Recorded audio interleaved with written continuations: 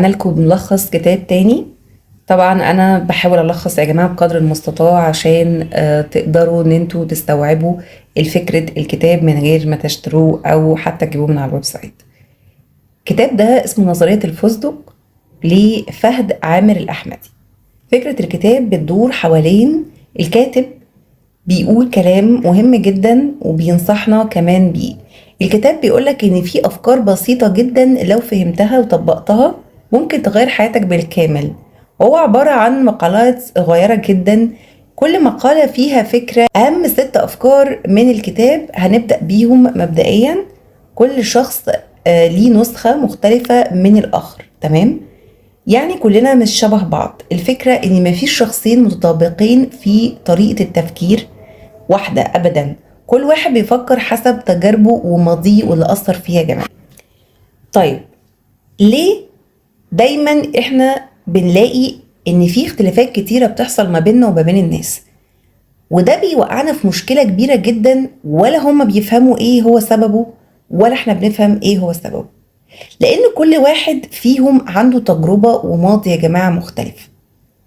فانت لما تيجي تعمل صدام معاه هو بيشوفك بالنظرة اللي هو مر بيها مراحل حياته كلها، سواء هو عنده غضب من الناس او عنده كراهية للناس او عنده حب. حتى في ناس دايما بيبقى قلوبها كلها حب، فلما بتيجي تشوف الناس ما بتشوفش فيهم وحش ابدا، بتقولك ده طيب وجميل، مع ان هو ممكن يكون عكس ده.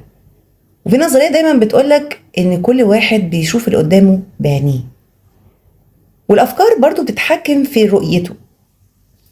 يعني كان في مرة واحد جاله عرض شغل، قال يخلوني افشل باي شكل عشان خاطر ما ياخدونيش وما كنش معاهم. والتاني قال فرصة اتعلم واثبت نفسي، حتى لو هم رفضوني هحاول اقنعهم بنفسي. الاتنين دول المفروض هنقول ان الاولاني ده هيفشل وان التاني هينجح، دي حقيقة.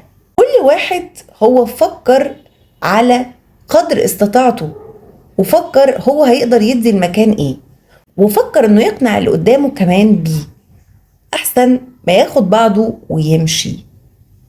الحكمة ما تحكمش على الناس من زاويتك انت، شوفهم مين هم في مكانهم. لما نحط كل واحد في مكانه يا جماعة مش هنستغرب من اي حاجة بتحصل. الفكرة التانية بتقولك لا تكن نسخة من غيرك. في واحد كان دايما يقلد صاحبه في كل حاجة، كل حاجة، اشترى نفس اللبس، نفس الموديل، نفس الموبايل، حتى فتح مشروع زيه بالظبط، بس المشروع فشل. ايه السبب يا ترى؟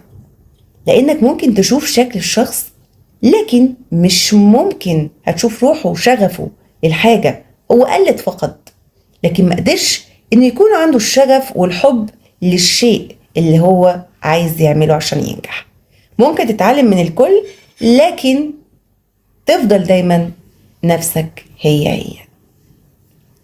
الفكرة الثالثة نظرية الفستق ذات نفسها. موقف بسيط جدا ممكن يبدل مجرى عمرك كله. القصة واحد كان راكب عربية، نزل يشرب مية، لقى قدامه ورقة إعلان وظيفة، قدم وتعين، وبدأت من هنا قصة نجاح.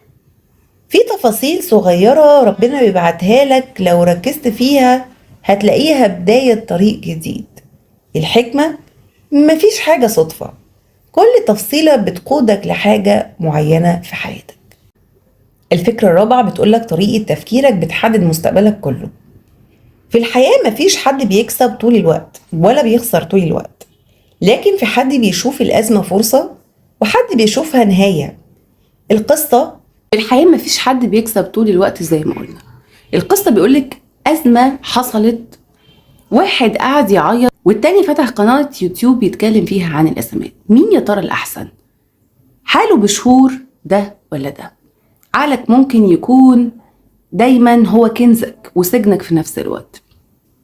الفكرة الخامسة بيقولك حياتك قرارات صغيرة مش قرارات مصيرية. ناس كتير تقولك ان قرار حياتي لما دخلت كلية ما، لا، الحقيقة ان مستقبلك بيتبني من تفاصيل يومية بسيطة، مش هتفرق الكلية اللي انت دخلت فيها. القصة بنت قررت تقرأ صفحة كل يوم قبل ما تنام، بعد السنة بقت قارئة ومثقفة وأسلوبها اتغير كتير جدا. قراراتك الصغيرة هي اللي بتبنيك. الفكرة الستة، الحظ وهم. ناس تقولك فلان حظه حلو جدا، بس مفيش حد بيشوف السنين والتعب اللي مر بيها والسهر والمرمطة. القصة، واحد بقى مشهور الناس قالت له حظك حلو، هو كان بيشتغل 12 ساعة يوميا من غير ما حد يحس بيه أبدا. حكمة إن الحظ ما بيزورش غير المستعد. فكرة السبعة، احذر من أفكارك السلبية. عقلك لو صدق فكرة حتى لو كده هيبني عليها، ولو قلت لنفسك أنا غبي هتتصرف زي الغبي فعلا بالظبط. القصة، شاب دايما يقول أنا مش اجتماعي خالص، وفعلا بقى وحيد لأنه صدق نفسه. الحكمة، تغيير الفكرة بيغير الواقع بتاعك. وفي الآخر كتاب الفستق بيقولك إن مش شرط تعمل حاجات عظيمة، بس خليك واعي بالتفاصيل الصغيرة لأنها في يوم هتبقى هي اللي صنعتك. وده كان نهاية الفيديو النهاردة. وكتاب ده بالنسبة لي برضو كان ممتع جدا زي العادات السبعة. بيتكلم عن تقريبا هي نفس الحاجات يعني حاجات متشابهة جدا، بس هو هنا بيتكلم عن الأفكار أكتر من العادات اليومية اللي انت بتعملها. الأفكار لما بتحطها في عقلك بتغير عقلك نهائي، بس العادات لما تجبر عقلك بيها يبقى كل يوم لازم هو هيبقى فيه تغيير وعادة معينة.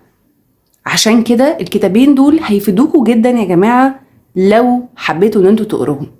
كتاب الفستق وكتاب العادات السبعة من أروع الكتب اللي هتغير نظرتك على الحياة، وهتخليك كمان تفتح مجالات لنفسك كتير، ويبقى ليك نظرية مختلفة ونظرة مختلفة كمان في طبيعة الأشياء كلها. بتمنى طبعا الكتاب ملخص يكون عجبكم.